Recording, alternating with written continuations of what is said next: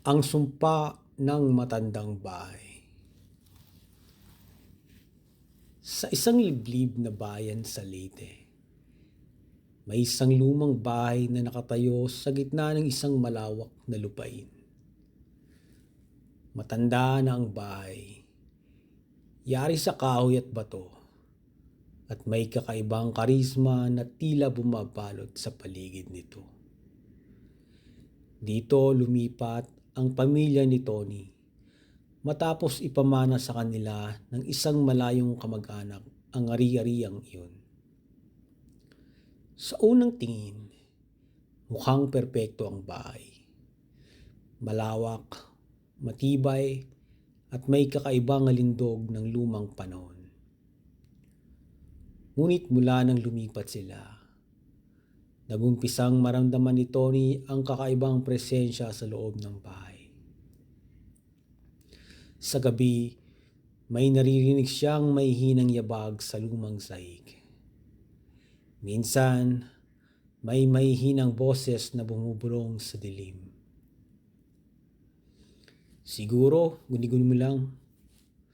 Sabi ng kanyang ama nang ikwento niya ito. Luma lang kasi ang bahay kaya may mga tunog na likha ng kahoy. Ngunit alam ni Tony na hindi lang ito basta lumang bahay. Sa sumunod na mga araw, mas lalo pang lumala ang mga pangyayari.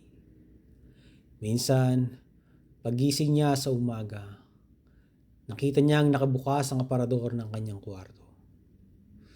Kahit na sigurado siyang isinara niya ito bago matulog.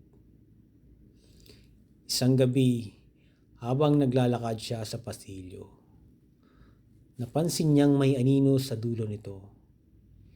Isang matandang babaeng nakasuot ng lumang saya. Nakatingin sa kanya ng walang ekspresyon. Ngunit sa isang kisap mata, nawala ito na parang bula.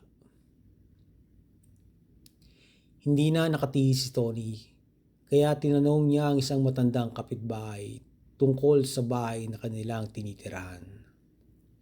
Nanlaki ang mata ng matanda at mahigpit siyang hinawakan sa braso. Umalis na ka riyan, iho. Hindi mo ba alam ang sumpa ng bahay na yan? Bulong nito. Anong sumpa po? Tanong ni Tony. Malalim na buntong hininga ang sagot ng matanda bago ito nagsimulang magkwento. Noong unang panahon, ang bahay na yan ay pag-aari ng isang mayamang pamilya. Ngunit may isang alilang babae roon na inakusahan ng pangkukulam. Pinarusahan siya ng pamilya. Ikinulong sa isang silid. Hinayaang mamatay ng hindi pinapakain. Mula noon, sinumpa niya ang bahay. Sino mang tumira roon ay makararanas ng matinding takot at kamalasan. Nanindig ang balahibo ni Tony. Naalaala niya ang aninong nakita niya. Ang anino na matandang babaeng may lumang kasuotan. Pagsapit ng hating gabi, nagising si Tony sa isang malamig na simoy ng hangin. Ngunit nakasarado ang lahat ng bintana. Bigla niyang naramdaman ang mabigat na pakiramdam sa kanyang dibdib. Parang may nakadagan sa kanya. Hindi siya makagalaw. Sa gilid ng kanyang paningin, may nakita siyang isang figura na mas madilim na sulok ng kanyang kwarto. Isang matandang babae na may maputlang mukha at malalalim na mata. Nakangiti ito, ngunit hindi iyon isang mabuting ngiti. May halong puot at lungkot. Umalis kayo rito. Isang bulong na halos hindi marinig. Nang biglang bumukas ang ilaw, nakita niyang nakatayo sa may pinto ang kanyang ina. Agad siyang nakagalaw at napalunok ng hangin. Nanginginig siya at agad naniyakap ang ina. May multo rito, ma, bulong niya. Kinabukasan, nagdesisyon ng pamilya ni Tony na alamin ang nakaraan ng bahay. Nakahanap sila ng isang lumang dokumento na nagsasabing may isang alilang babae na pinatay sa bahay na iyon at ang kanyang katawan na hindi kailanman nailibing ng maayos. Dahil dito, humingi sila ng tulong sa isang albularyo upang magsagawa ng ritual sa bahay. Nang simula ng dasal, biglang lumakas ang hangin sa loob ng bahay. May narinig silang iyak ng isang babae, puno ng dalamhati at puot. At sa kanila narinig ang isang mahinang boses, nagmamakaawa. Ilabas niyo ako rito. Tulungan niyo ako. Dahil sa natuklasan, nagpasya silang hukay ng isang lumang bahagi ng bahay kung saan pinaniniwala ang ikinulong ang babae. Doon nila natagpuan ang isang bungo at ilang buto. Mga labi ng kaawa-awang alila. Agad nilang pinalibing ito ng maayos at sinindihan ng maraming kandila upang bigyan ng kapayapaan ang kanyang kaluluwa. Ngunit hindi doon natapos ang lahat. Sa sumunod na gabi, muling narinig ni Tony ang mahihinang yabag sa kanyang kwarto. Ngunit sa halip na takot, ramdam niyang hindi na ito galit. Isang mahina at malungkot na tinig ang kanyang narinig. Salamat.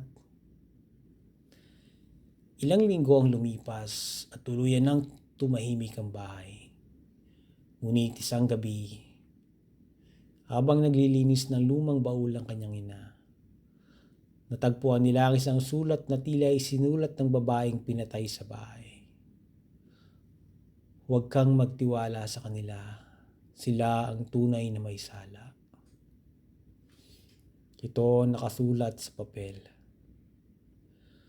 Kasama ng sulat ay isang lumang larawan ng mayamang pamilya na dating nagmamayari ng bahay. Ngunit may isang bagay na bumaliktad sa sikmura ni Tony. Ang mukha ng matandang kapitbahay na nagbabala sa kanya noon ay nandoon sa larawan, mas bata at kasamang nakangiti ng ng pamilyang iyon.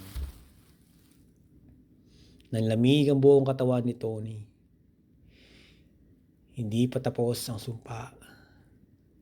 At sa isang sulok ng bahay, isang anino ang muling gumalaw. Sa mga sumunod na linggo, nagsimula na namang magpakita ang espiritu ng babae. Ngunit hindi na ito nagmumulto sa paraang nakakatakot.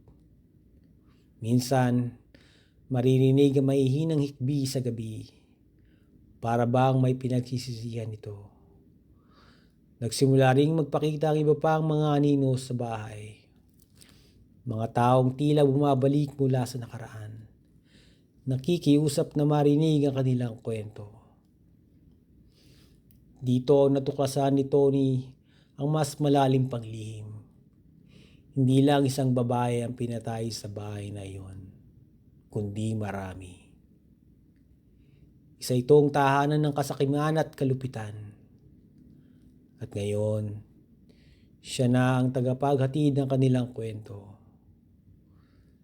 Simula noon, hindi na natulog si Tony nang walang sinding kandila sa kanyang kwarto.